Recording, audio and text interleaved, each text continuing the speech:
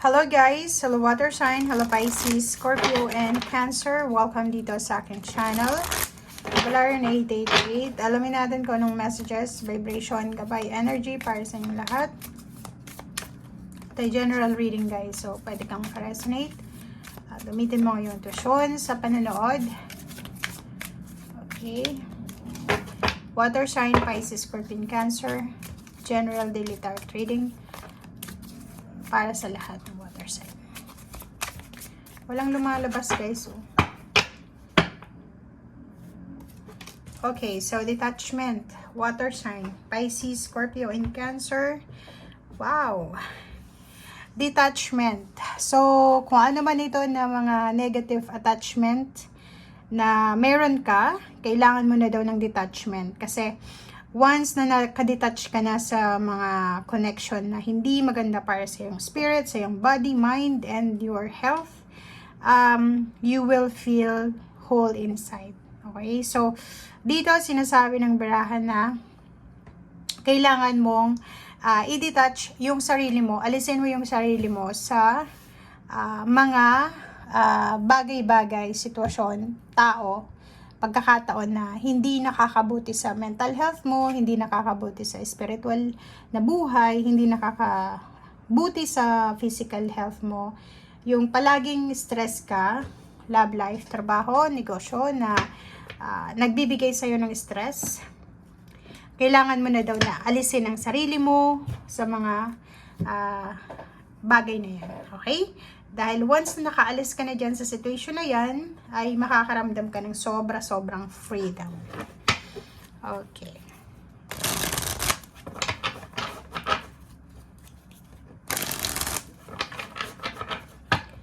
Okay.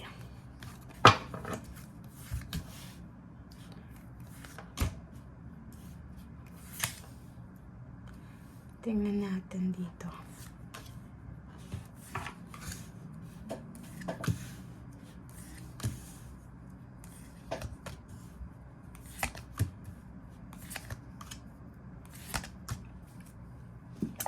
Okay, water sign. 3 of Wands. Okay, 33. Page of Pentacles.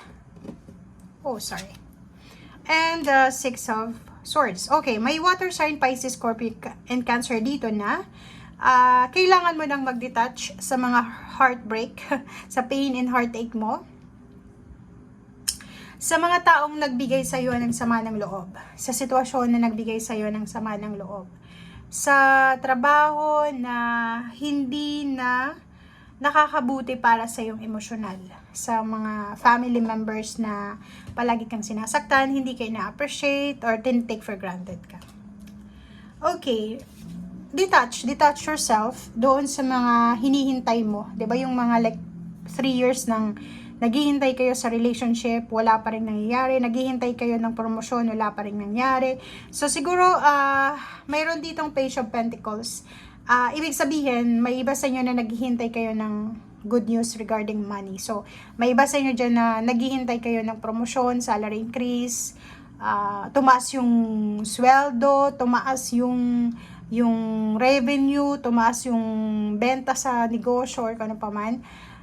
Nako, move on, detach yourself, kasi yung 6 of Swords dito, sinasabi na kailangan mo nang umalis sa situation na yan. Ibig sabihin, umalis ka na sa nagbibigay sa'yo ng pain and heartaches, umalis ka na sa sitwasyon na alam mong masakit na, 'di ba? Umalis ka na sa mga taong inaabuso ka, relationship, work, business, or ano pa man yan.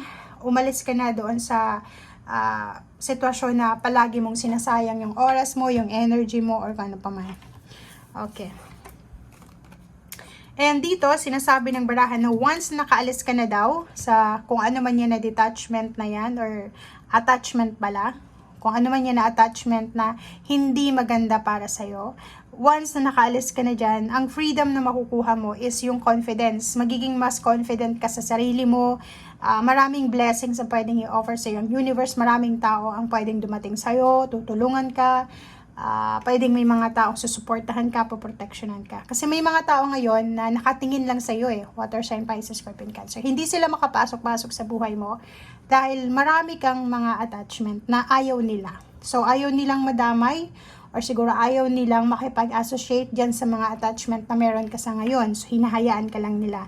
So, dito, sinasabi ng barahan na after mong madetach yung sarili mo dito sa mga bagay-bagay na yan, talagang magbabagong bigla ang iyong buhay. Diba? Maraming, kung halimbawa na attachment ito, yung abusive relationship, pwedeng may pumasok na bagong relationship. Habits, like may mga unhealthy habits tayo, may mga bisyo, negative, unhealthy thoughts. Once na inalis mo na yan, ang ipapalit yan sa'yo ng universe is excitement and passion. And lastly is Queen of Pentacles. Kung ikaw ay may mga habits regarding money, yung mahilig kang mag-shopping, impulsive shopping, impulsive buying, sinasabi ng barahan na pwedeng after mong i-detach yung sarili mo dyan, makakapag-ipon ka. Mas ma-appreciate mo yung savings mo. Yun, makakapag-ipon ka. And at the same time, malalaman mo kung gaano ka-importante yung pag-iipon. And makukuha mo yung talagang satisfaction and achievements without spending. Diba? Kasi may mga impulsive na tao na kaya sila gumagastos dahil boring sila, sad sila, or boring, or kung ano man ito na nararamdaman nila.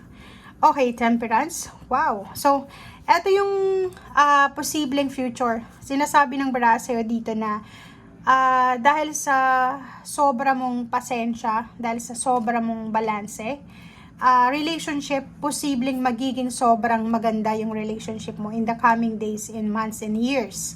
So, eto yung result. Pwedeng yung relationship na hindi maganda, pwedeng may papalit na mas deserve mo na relationship, relationship na pagpapasensyahan ka, ibibigay sa'yo yung lahat ng pagmamahal. Dito kung yung dating situation mo is puro lang iyak, puro lang sadness, puro lang heartaches, pain, puro lang paghihintay, puro lang pagtitiis, ang darating sa'yo is new beginnings and change. So parang may magbabago. Yung Wheel of Fortune is iikot siya para mabigyan ka na niya ng new life, 'di ba? New environment, new mindset, new goals, lahat new itong ibibigay sa iyo ng universe. And kung dati ay umiiyak ka, kung dati ay hindi ka makatulog sa anxiety, sa fear, sa depression, ngayon ang ibibigay sa iyo ng universe is celebration, 'di ba? So, celebration, blessings, good fortune, good luck, and transformation. Okay? So, thank you for watching and see you again. Bye!